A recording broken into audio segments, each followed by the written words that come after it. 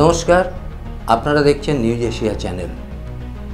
আজকে একটা নতুন খবর আপনাদের দেব, খুব চমকপ্রদ খবর।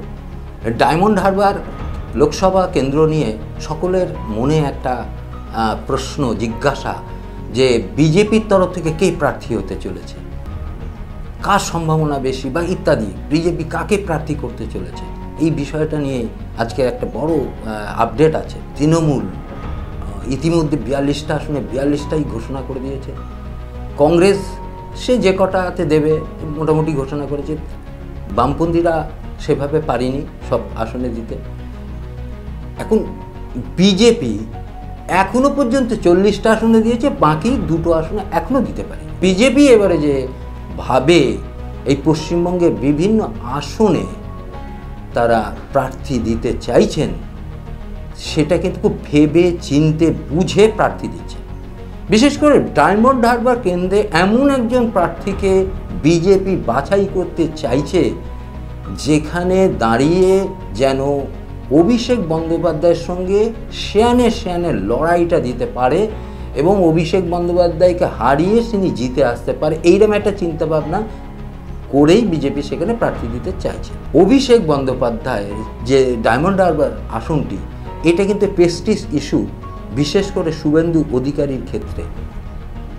শুভেন্দু অধিকারী কিন্তু ইতিমধ্যে দিল্লিতে বলে এসেছেন যে কমপক্ষে হলেও 25টা আসন বিজেপি পাবে এবং তার মধ্যে ডায়মন্ড হারবার আসনটি রয়েছে।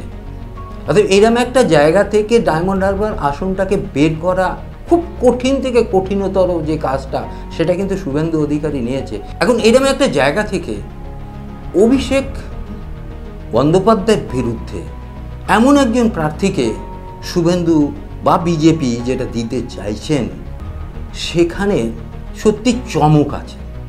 এই প্রার্থী কী হতে পারে সেটা সত্যি শুভেন্দু যে কথাটা বলছে না, যেটা চমক দেওয়া, এবং বুঝবেন, ঠেলা বুঝবেন, এই সমস্ত বিভিন্ন শব্দ উনি ব্যবহার করছেন, শব্দবন্ধ দিচ্ছেন। এবং সত্যি তাই যে নামটা আমাদের সামনে আসছে, তিনি হচ্ছেন রাধিকা ভট্টাচার্য সাহু। ইনি কে? ইনি মুর্শিদাবাদের রাজ পরিবারের দুহিতা। পিতৃকুল থেকেও রাজ পরিবার, মাতৃকুল থেকেও রাজ পরিবার। এবং শুধু তাই না, কর্পোরেট জগতে এই ভদ্রমহিলার যথেষ্ট সুনাম আছে। একটি রাষ্ট্রপুঞ্জে তিনি কাজ করেছেন, গ্রামের শিক্ষা প্রসারে তার একটা বিরাট অবদান রয়েছে এবং যে ভূমিকাটা সারা পৃথিবীর মানুষ কিন্তু জানে। এবং যে সমস্ত এলাকায় তিনি এই কাজটা করছেন, সেই এলাকার গ্রামীণ মানুষ তাকে কিন্তু খুব ভালোভাবে, খুব কাছের থেকে দেখেছেন এবং দেখছেন। ঠিক তার এই কাজটাকে বিজেপি নিয়ে প্রচারের আলোয় আনতে চাইছেন, পাশাপাশি সেটাকে ব্যবহার করতে চাইছেন। সেই জন্যে রাধিকা ভট্টাচার্য সাহুকে এবার ডায়মন্ড হারবারে প্রার্থী করার জন্য বিজেপি হয়তো একটা সিদ্ধান্ত নিতে চলেছে, এমন সংবাদ কিন্তু আমরা সূত্র মারফত পাচ্ছি। হয়তো খুব শীঘ্রই এই তার নামটা ঘোষণা করা হতেও পারে।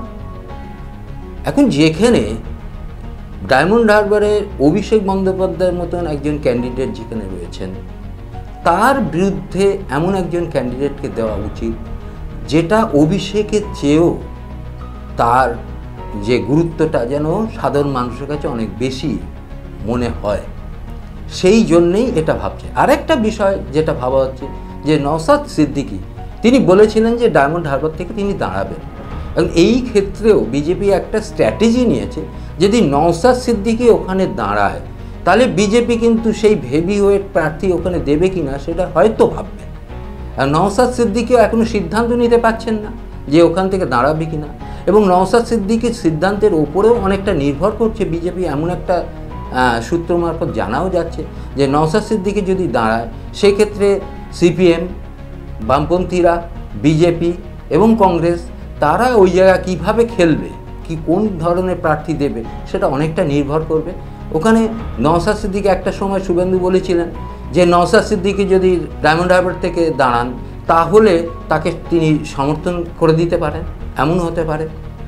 ফলে নওশাদ সিদ্দিকের ওপরেও যেমন অনেকটা নির্ভর করছে যে ডায়মন্ড হারবারে কাকে বিজেপি প্রার্থী দেবে, সেটার উপর অনেকটা নির্ভর করছে।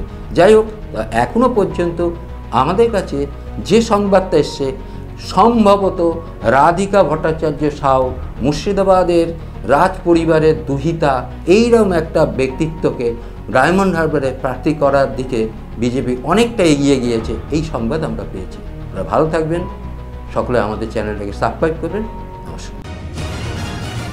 নিউজ এশিয়া, গণতন্ত্রের কণ্ঠস্বর।